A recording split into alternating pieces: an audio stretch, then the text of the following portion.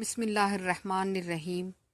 آپ صلی اللہ علیہ وسلم نے فرمایا، مسواک کرنا منہ کو پاک کرنے والا اور رب تعالیٰ کو راضی کرنے والا عمل ہے۔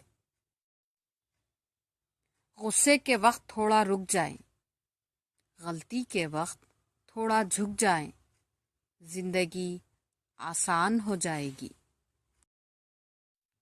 پگھل رہا ہے وقت یوں، جیسے پھسلتی ہو ریت ہتیلی پر، کھلے عام دشمنی کر لو، دکھاوے کی دوستی نہ کرو۔ اپنی خامیوں کا احساس ہی انسان کا کامیابی کی طرف پہلا قدم ہے۔ سچ کے راستے پہ چلنے کا یہ فائدہ ہوا کہ راستے میں کہیں بھیڑ نہ تھی۔ جب ٹھوکر کھا کر بھی نہ گرو تو سمجھ لو دعا نے تھام لیا ہے۔ آپ کے بارے میں 10% جاننے والے دوسروں کو 100% بتا رہے ہوتے ہیں۔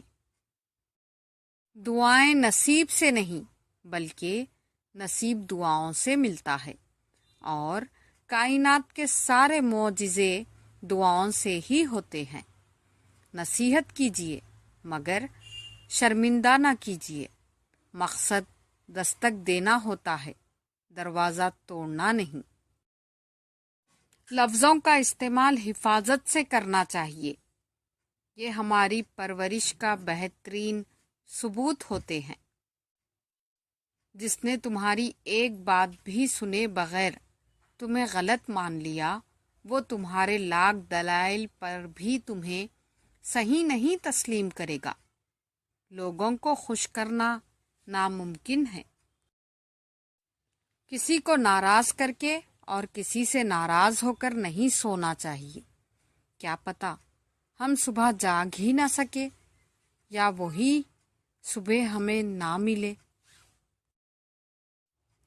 جو تکلیف تمہیں اللہ کے قریب کر دے وہ نعمت ہے۔ سب سے اچھی ہجرت گناہوں کو چھوڑ کر نیکیوں کی طرف آنا ہے۔ ہمیں اتنا مضبوط ہونا ہی چاہیے کہ کسی انسان کو لفظوں سے ہمارا سکون چھیننے کا اختیار ہی نہ ہو۔ اخلاق بھی رزق کی طرح ہے، اس میں بھی کچھ لوگ امیر، کچھ غریب اور کچھ انتہا کے مفلس ہوتے ہیں۔ نماز کا رہ جانا دنیا کے ہر نقصان سے بڑا نقصان ہے۔ اختلاف کے باوجود احترام سے پیش آنا کمزوری نہیں، بہترین تربیت کی دلیل ہے۔ پتہ نہیں کیا جادو ہے سجدے میں، جتنا جھکتا ہوں اتنا اوپر جاتا ہوں۔ دھوکہ دینے کے 1000 طریقے ہیں، لیکن سب سے گھٹیا طریقہ محبت اور ہمدردی کا دکھاوا کرنا ہے۔ کبھی بھی لوگوں کی باتوں سے پریشان نہ ہونا، کیونکہ آپ نے اپنا حساب رب کو دینا ہے، ان لوگوں کو نہیں۔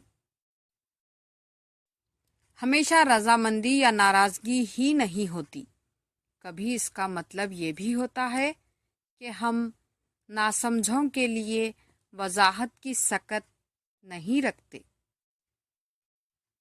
روح جب اپنے جیسی روح سے ملتی ہے نا تو وہ مرمت بھی ہوتی ہے، عافیت بھی پاتی ہے اور مکمل بھی ہو جاتی ہے۔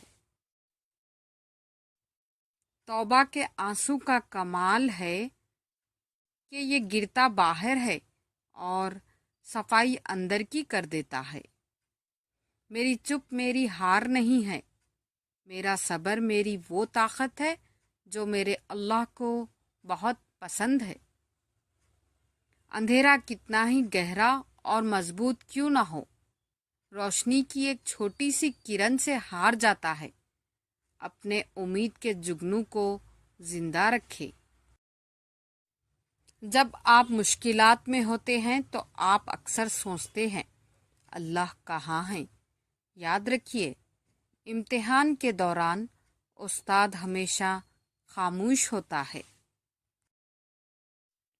دعاؤں کے روپ میں ملنے والی محبتیں بہت قیمتی اثاثہ ہوتی ہیں۔ صرف ہاتھ ہی نہیں، الفاظ بھی سہارا بنتے ہیں۔ جہاں ہاتھ نہ پکڑ سکیں وہاں لفظوں سے تھام لیا کرے۔ نام خدا ہر جگہ، ذکر خدا کہیں کہیں۔ نام خدا ہر جگہ، ذکر خدا کہیں کہیں۔ ذکر خدا بھی ہو اگر، خوف خدا کہیں کہیں۔ ذکر خدا بھی ہو اگر، خوف خدا کہیں کہیں۔